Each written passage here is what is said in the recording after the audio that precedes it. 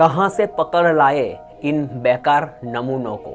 सिर्फ बॉडी होने से कोई एक्टर नहीं बन सकता। ये फिल्म सबसे पहले 90 के दौर की टॉप हीरोइन माने जाने वाली दिव्या भारती को मिलने वाली थी। दिव्या भारती के बाद एक और हीरोइन आई, उसके बाद एक और हीरोइन आई, इसके बाद एक और आई और लास्ट में मिली रवीना टंडन को। फिल्म में विलन के तौर पर लिए जाने वाले एक्टर थे डैनी डेंजोप्पा, लेकिन एक रीजन ऐसा रहा जिनकी वजह से डैनी डेंजोप्पा ने ये वाली फिल्म को छोड़ दिया। शाहरुख खान का एक आरोप था कि इस फिल्म के अंदर मेरा एक गाना चुराया गया है। मोहरा फिल्म पर एक अमेरिकन फिल्म कॉपी करने का भी आरोप लगाया गया है। एक एक्टर ऐसा है जो जिंदगी में फिल्म छोड़ देता है लेकिन अपनी मूछे नहीं कटवाता, लेकिन फिर भी राजू राय जो कि मोहरा फिल्म के डायरेक्टर है, उन्होंने उस एक्टर को मना लिया आखिर में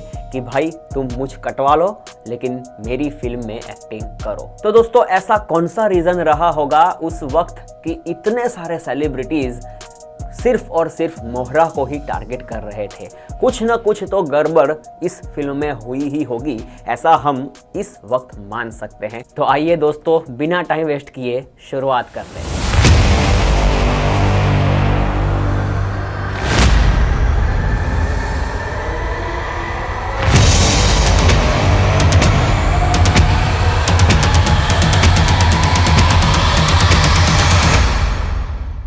आज के इस वीडियो में मैं आपसे बात करने वाला हूं मोहरा फिल्म के कुछ ऐसे किस्सों के बारे में जो कि उस वक्त 1994 में बने थे। मैं हर एक क्वेश्चन का आपको जवाब दूंगा, लेकिन जवाब देने से पहले मैं आपको ले चलता हूं उस दौर में जब मोहरा को डिजाइन किया जा रहा था, वो भी एक जिम के अंदर। कहानी की शुरुआत होती है दोस्तों विश्वात्मा फिल्म से, जिसके अंदर राजू राय डायरेक्टर थे और उस वक्त सनी देओल, दिव्या भारती, अमरीश पुरी, नसीरुद्दीन शाह जैसे कलाकार मौजूद होने के बावजूद राजू राय को वो सफलता नहीं मिली जिनके वो हकदार थे।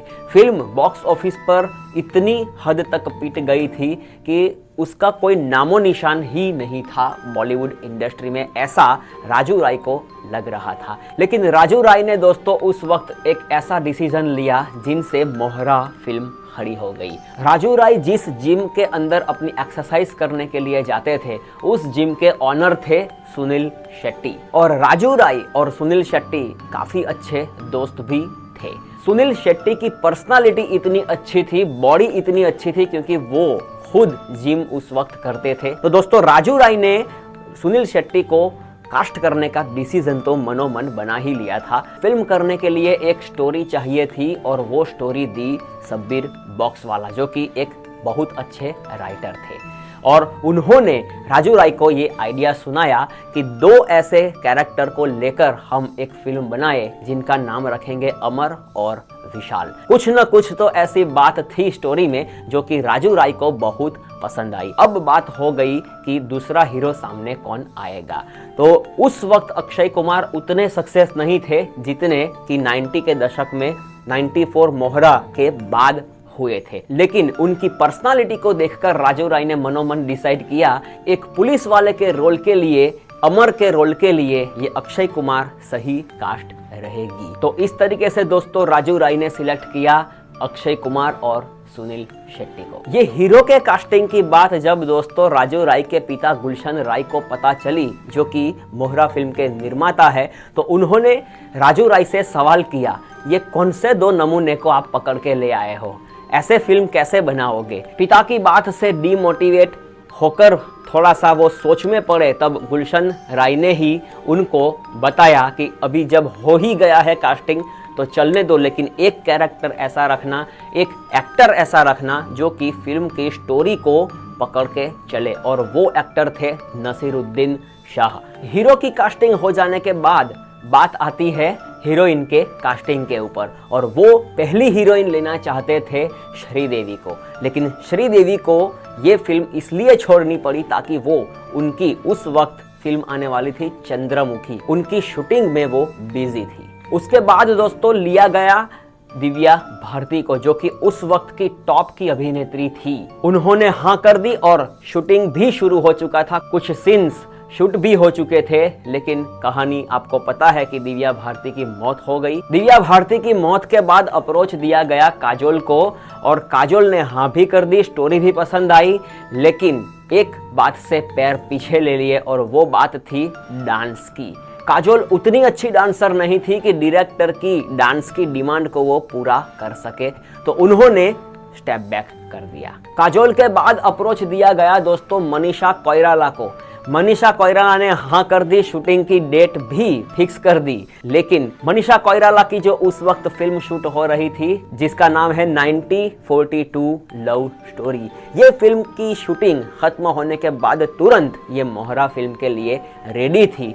लेकिन बीच में आ गई एक और अभिनेत्री, और वो अभिनेत्री का नाम है रवीना टंडन। मोहरा फिल्म की शूटिंग की डेट जो थी वो लगातार चेंज हो रही थी। उनको एक अभिनेत्री ऐसी नहीं मिल रही थी, लेकिन वो अभिनेत्री मिली उनको रवीना टंडन के रूप में। उस वक्त रवीना को उतना सक्सेस नहीं मिला था जितना मोहरा के बाद वो टॉप 5 अभिनेत्री में चली गई, क्योंकि रवीना टंडन डांसर तो बहुत अच्छी थी, लुक में भी बहुत अच्छी थी। मनीषा कोइराला को छोड़कर उन्होंने रवीना टंडन को लेने का फैसला तुरंत ले लिया। इसी बात को लेकर दोस्तों मनीषा कोइराला को रवीना से पूरी जिंदगी के लिए मनमुटाव भी रहा कि रवीना टंडन ने मनीषा कोइराला से ये वाली फिल्म छीन ली। और भी क्वेश्चन का मैं समाधान कर दूं दोस्तों कि डैनी डेंजोप्पा को कौन से रोल की ऑफर हुई थी।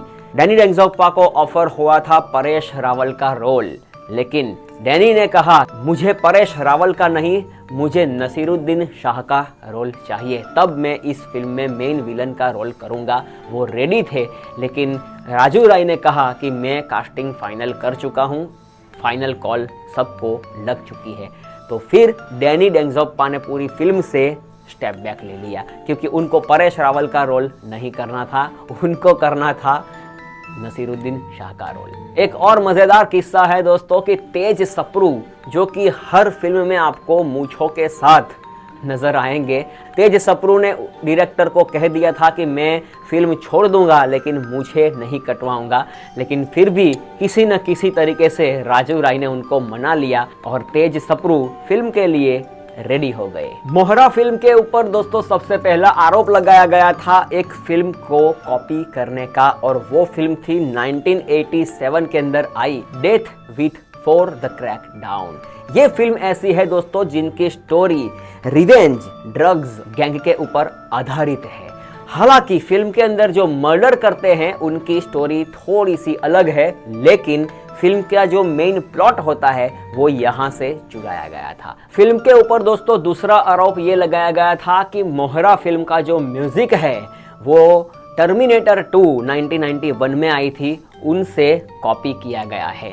टर्मिनेटर 2 फिल्म देखते हुए जो आपको फीलिंग होगी वही फीलिंग मोहरा जब आप देखोगे और दोनों को कंपेयर करोगे तब आपको पता चलेगा कि काफ़ी हद तक बात भी सही है कि ये जो म्यूज़िक है, बैकग्राउंड स्कोर है, वो वही से उठाया गया एक पैंतरा है। करीबन 3 करोड़ 75 लाख रुपीस में बनी फिल्म ने उस वक्त कलेक्ट किए थे 75 करोड़ 1994 में। ये फिल्म ने दोस्तों उस वक्त सारी मीडिया को हिलाकर रख दिया था, और फिल्म के जो गाने थे वो इतनी हद तक लोगों को पसंद थे कि फिल्म के गाने सुनने के लिए 45 लाख उस वक्त कैसेट होती थी वो बिक गई थी। तो दोस्तों मोहरा फिल्म से जुड़ी बातें आपको कैसी लगी ये आप कमेंट सेक्शन में ज़रूर से बताइएगा। मेहनत पसंद आई हो तो वीडियो को लाइक कीजिएगा, चैनल को सब्सक्राइब कीजिएगा और अपने दोस्तों के साथ शेयर कीजिएगा। मिलते हैं नए वीडियो में नई कहानी के साथ, नई स्टोरी के साथ। बहुत बहुत धन्यवाद।